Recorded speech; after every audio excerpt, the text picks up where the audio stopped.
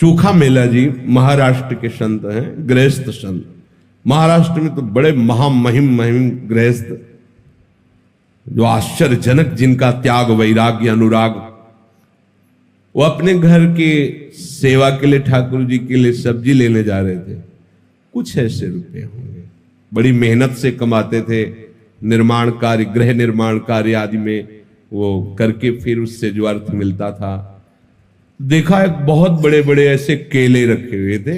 देखते ही मन में आया कि ये केले विट्ठल भगवान को बहुत अच्छे लगेंगे। सब्जी नहीं ली, उसके केले ले ली। मंदिर में अंदर प्रवेश का तो अधिकार था नहीं। दरवाजे पर खड़े हुए आवाज लगाई कि ये केले का भोग लगा दीजिए विट्ठल भगवान को। भगवान की बड़ी विचित्र लीला होती है। कुछ पार्षदों ने, निजी सेवकों ने उनको धक्का मार करके बाहर किया।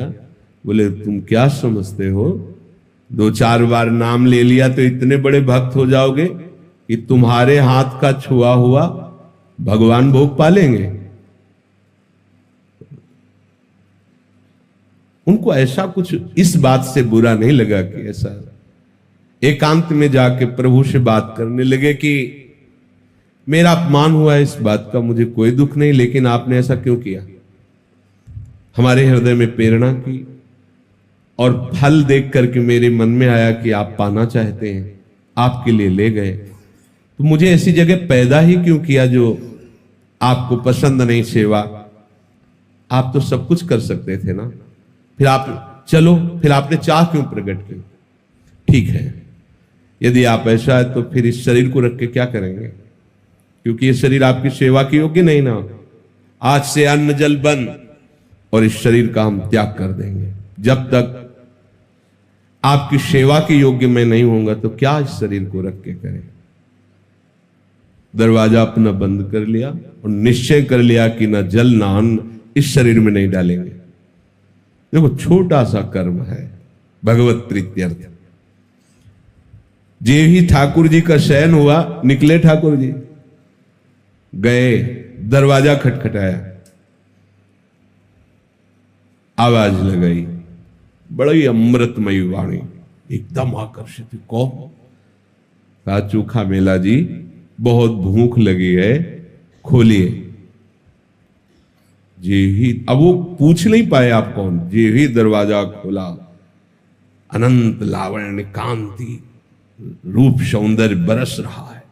नव किशोर अवस्था ठाकुर जी, एकदम आह भर के रो पड़े। आनंद समुद्र प्रभु सामने। प्रभु ने कहा इस समय रोने धोने के टाइम में मुझे बहुत भूख लगी है। आसन जो भी जैसा था बिछा, विराज ना आसन तुम्हारी गोद में बैठे। प्रभु गोद, वो केला जो लाए थे ना, बोले हाँ प्रभु, तो आप मानित करके भगा दिए गए, तो ला के वैसे बोले लाओ लाओ ना। गोद में ऐसे केला पवा है, देख लो।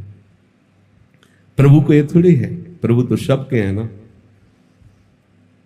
प्रभु ने पाया, बोले आज जो स्वाद मिल रहा है वहां मंदिर में भोग लगता है ना, ऐसा स्वाद हमें नहीं मिलता। रुक्मिणी जी को भी पता लगे कि मेरे प्रेमी जनों के द्वारा दी हुई वस्तु में कितना स्वाद है, तो 2 केले दे दीजिए।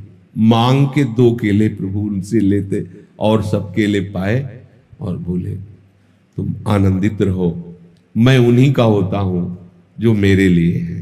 मैं किसी जाति, कुल, साधना, अवस्था, तपस्या इसका नहीं होता हूं, इसका फल होता है, लेकिन जो केवल मेरे लिए है मैं उनका होता हूं।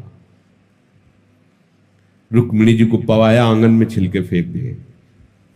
अंदर से दरवाजा बंद मंदिर का। अब जब सुबह दर्शनकालीन शास्त्रों भक्तों की भीड़ लगी, जय जयकार मच रहा है। सेवा करने वाले निजी पार्षद बाहर से ताला लगा के जाते थे, जब ताला खुला तो अंदर से खुला नहीं, बहुत परेशान। अब तो विनय प्रारंभ की, फिर रोने लगे सब। प्रभु क्या अपराध हो गया। बोले जब ये दरवाजा तभी खुलेगा जब चोखा मेला जी को आप लाओगे और वो कहेंगे दरवाजा खोलो तो हम खोलेंगे। बोले प्रभु अभी जाते। बोले ऐसे नहीं, पालकी लेके जाओ, चोखा मेला जी को पालकी में बैठा के लाओ। अगर वो ना बैठे तो उनके पैर पकड़ना और कहना पालकी में बैठो। ये वही लोग हैं जिन्होंने धक्का दिया कि तुम्हारे हाथ का भगवान कैसे पाएंगे, भगवान शिक्षा दे रहे। अगर वो ना बैठे तो उनके चरण पकड़ना, क्योंकि वो दैन्य हैं, वो शायद ऐसा ना करें, तो तुम उनके चरण पकड़ना, उनसे विनय करना, उनको बैठाना। और जब वो पालकी में बैठ के आएंगे और यहां दरवाजे में कहेंगे खोलो प्रभु, तो हम खोलेंगे। नहीं नहीं, दरवाजा खुलेगा ही नहीं, अंदर से सब लाग। अब उनके तो प्रकट और आंतरिक दोनों जीवनाधार श्री विठ्ठल भगवान ही है। पालकी ली भागे भागे। आप सब आश्चर्यचकित हो रहे कि कल मंदिर के दरवाजे से जिन्हें धक्का दिया गया था, आज उन्हें पालकी में बैठा ले। वही पार्षद चोखा मेला जी तो साष्टांग लौट गए भगवान, मैं इस योग्य कहा। तो वो फिर चरण पकड़ रहे कि अब आप छुपिए मत, सब जान गए कि आप किस कोटि के महान भक्त। आप जबरदस्ती उनको पालकी में बैठाया, जय जयकार करते हिलाए। मंदिर में जब आए तो आंसू बहाते चोखा मेला जी, प्रभु बस करो बस करो, अब तो खोल दो। तत्काल दरवाजे खुल गए। ये देखो, एक छोटी सी सेवा चमत्कार प्रकट कर दिया। यदि हम आठों पहर प्रभु के लिए, तो कैसा जीवन होगा, विचार करके देखो आप।